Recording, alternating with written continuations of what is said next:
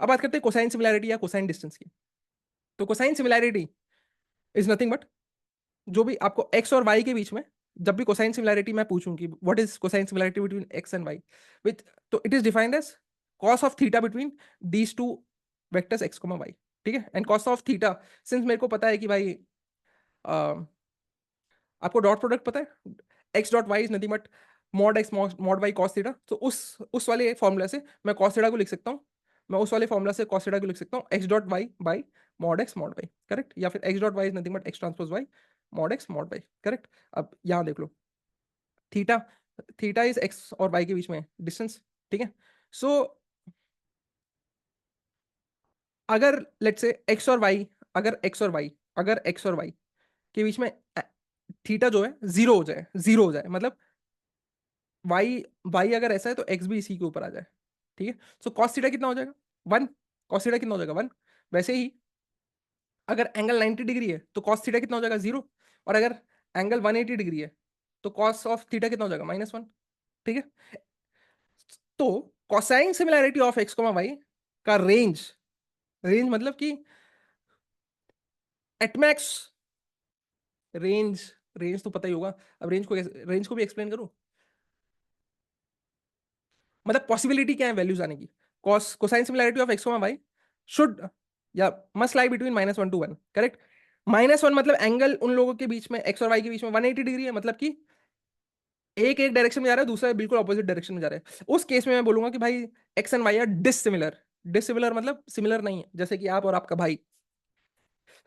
ठीक है, सो और cos of 0 is 1 which is nothing but similar. ठीक है, अब सिमिलर और डिसिमिलर का मतलब क्या है इन टर्म्स ऑफ वेक्टर्स, थोड़ी देर में देखते हैं, अभी तुरंत ही देखेंगे। ठीक है, सो ठीक है, ये चीज तो ठीक है। कोसाइन सिमिलैरिटी का मतलब क्या है रियल रियल में, मतलब क्या है देख लेते हैं। सो लेट से मैंने मशीन मशीन लर्निंग में भाई हमेशा मेरा मशीन तो भाई हमेशा नंबर्स, मेरा मशीन हमेशा नंबर्स को ही मानेगा या समझेगा, करेक्ट। सो टेक्स्ट हो कुछ भी हो आपको नंबर्स में ही कन्वर्ट करना पड़ेगा। ठीक है, तभी आप कोई भी मशीन लर्निंग मॉडल अप्लाई कर सकते हो। तो लेट्स से जो भी कुछ भी मेरे पास टेक्स्ट थे उसको मैंने किसी तरीके से नंबर्स में कन्वर्ट किया और मैंने वेक्टर्स में कन्वर्ट कर दिया। ठीक है, कैसे किया वेक्टर्स में कन्वर्ट अभी बस कुछ 5-6 लेक्चर के बाद देख लेंगे। ठीक है, पर कैसे किया वो छोड़ो। ठीक है, ये वाला कैसे कर रहे हैं हम वेक्टर्स, ये एक्चुअली हम डीप लर्निंग में देखते हैं। ठीक है, 5-6 लेक्चर के बाद जो टेक्स्ट टू वेक्टर देखेंगे हम लोग, किसी भी टेक्स्ट को वेक्टर में कन्वर्ट करना, वो सस्ता वाला देखेंगे। सस्ता वाला मतलब क्लासिकल मशीन लर्निंग के एक्सपेक्ट में देखेंगे। ये वाला थोड़ा गुड कॉन्सेप्ट है, ये हम डीप लर्निंग में पढ़ते हैं।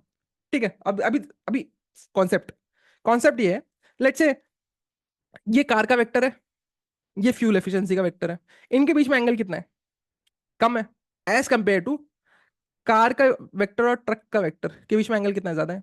ठीक है, या फिर कार और फ्यूल एफिशिएंसी के बीच में एंगल कम है, फ्यूल एफिशिएंसी और ट्रक के बीच में एंगल कितना है ज्यादा है। तो ये बताओ कॉस ऑफ थीटा या cos of angle between car and fuel efficiency ये कम है, मतलब ये वाला वैल्यू 1 के ज्यादा नजदीक होगा एज कंपेयर टू ये वाला वैल्यू। कॉस ऑफ दिस 1 के ज्यादा नजदीक कौन सा होगा, ये वाला। तो इसका मतलब क्या है भाई, कार और फ्यूल एफिशिएंसी में ज्यादा similarity as compared to fuel efficiency और ट्रक में। अब बोलोगे कि कैसी सिमिलैरिटी, तो जब आप कार की बात करो तभी आप फ्यूल एफिशिएंसी की बात करोगे, बट ट्रक में आप फ्यूल एफिशिएंसी की बात नहीं करते। ऑब्वियसली हैवी व्हीकल है, एक जगह से दूसरी जगह पे सामान लेके जाना है। ठीक है, तो ट्रक के केस में फ्यूल एफिशिएंसी का कोई मतलब ही नहीं बनता। ठीक है, एक और सोच लो, कार है शेवरोले है, इसके बीच में एंगल देखो। ठीक है, वेरस कार और फोर्ड के बीच में एंगल देखो। ठीक है, तो मैं कह सकता हूं कि कार और शेवरोले ज्यादा सिमिलर है एज कंपेयर टू कार और फोर्ड। क्यों ऐसा, क्योंकि फोर्ड यूएस में या बहुत सारी प्रोमिनेंट कंट्रीज में are famous for lorry vehicles. छोटा हाथी समझते होगे आप, छोटा हाथी तो समझते होगे यार, अपनी देसी ऑडियंस हो आप लोग। वो जो छोटे से ट्रक्स होते हैं, छोटा सा कार्गो कैरिंग व्हीकल। ठीक है, सो फोर्ड जनरली वैसे व्हीकल बनाती है, मिनी ट्रक्स टाइप। ठीक है, सो इसीलिए फोर्ड वाला वेक्टर जो है कार से बहुत दूर है, कार से बहुत दूर है। वेरस फोर्ड वाला वेक्टर जो है ट्रक से बहुत पास में, ट्रक से बहुत पास में। ठीक है। तो इसलिए फोर्ड बहुत ज्यादा सिमिलर है ट्रक से, पर फोर्ड बहुत ज्यादा डिसिमिलर है कार से। ठीक है। या फिर कार और शेवरले बहुत ज्यादा सिमिलर है, वेरस शेवरले और ट्रक बहुत ज्यादा डिसिमिलर है। बट कार और कार्गो, कार्गो कैपेसिटी, कार और कार्गो कैपेसिटी देखो एंगल बहुत ज्यादा है, मतलब डिसिमिलर है। ठीक है। वेरस कार और ट्रक बहुत ज्यादा सिमिलर है, कार और ट्रक बहुत ज्यादा सिमिलर है। समझ रहे हो बात को? सो कोसाइन सिमिलैरिटी आप कब लगाओगे? Cosine similarity is useful when magnitude of the vectors doesn't matter. ठीक है। फॉर एग्जांपल टेक्स्ट एनालिसिस या टेक्स्ट सिमिलैरिटी में देख लेंगे आगे चल के। ठीक है। तो आई जस्ट होप कि आपको कोसाइन सिमिलैरिटी तो पता चलेगा। तो कोसाइन सिमिलैरिटी ये कहता है कि भाई आपको दो वेक्टर के बीच में सिमिलैरिटी, लेंथ लेंथ भूल जाओ, लेंथ लेंथ लेंथ भूल जाओ, लेंथ का कोई बात नहीं है। ठीक है। अगर लेंथ को जब कंसीडर नहीं करें तो फिर दोनों वेक्टर के बीच में क्या सिमिलैरिटी है। ठीक है।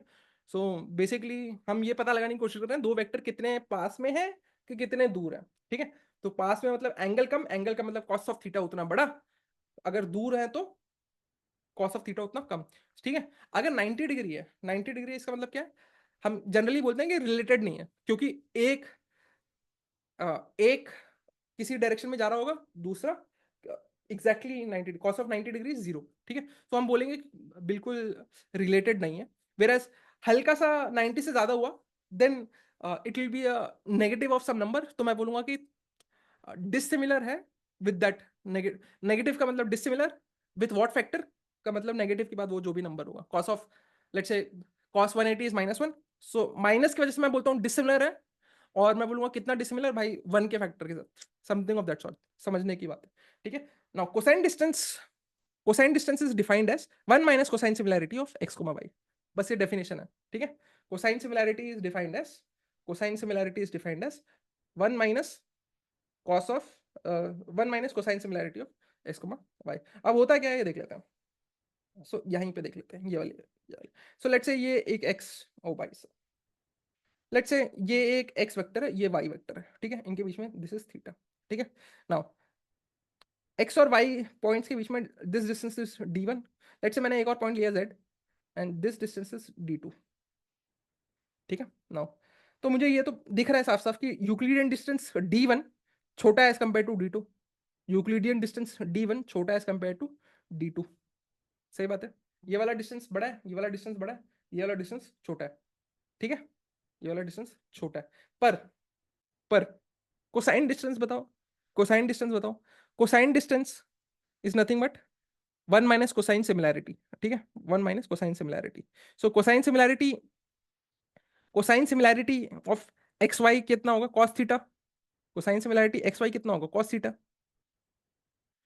और cosine similarity of x and z कितना होगा? कॉस 0 मतलब 1। So this is very obvious, this is very obvious,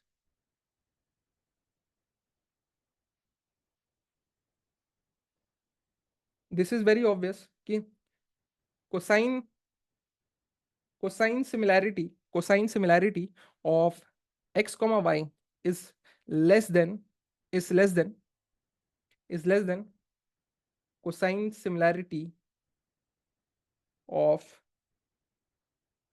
x Z. Correct, correct. Cosine similarity कितना है? ये थीटा। और ये कितना है? जी कॉस ऑफ 0 मतलब 1। करेक्ट।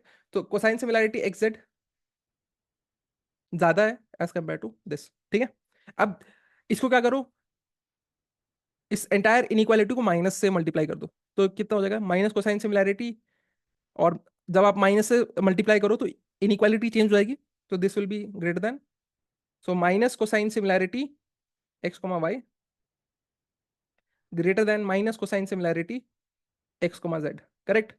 अब क्या करो, दोनों तरफ वन ऐड कर दो, दोनों तरफ वन ऐड कर दो। So 1 minus cosine similarity of x comma y is nothing but cosine distance of x comma y, and 1 minus cosine similarity of x comma z is nothing cosine distance of x comma z. ठीक है।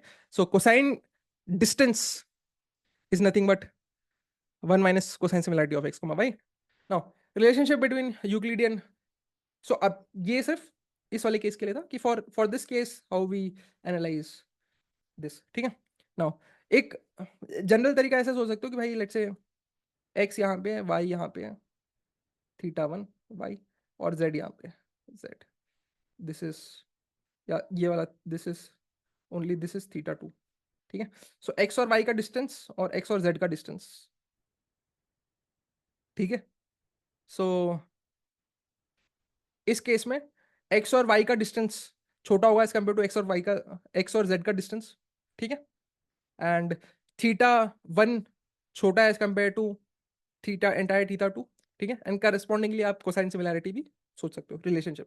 ठीक है, अब relationship between Euclidean distance and cosine similarity, उससे पहले cosine similarity मैंने ये एक चीज मैं भूल गया था। अगर मान लो एक्स और वाई, अगर एक्स और वाई का जो भी लेंथ है वो वन है, तो then cos theta is nothing but X transpose Y.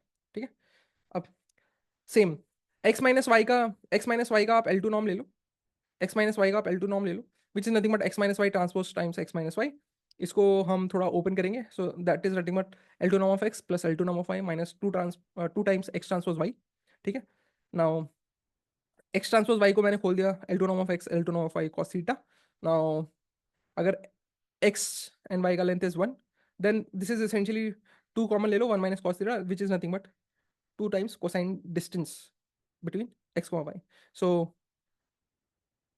L2 norm of x minus y is nothing but 2 times cosine distance. So that this is the relationship between Euclidean distance of x comma y and cosine distance of x comma y, provided length of x and y is 1.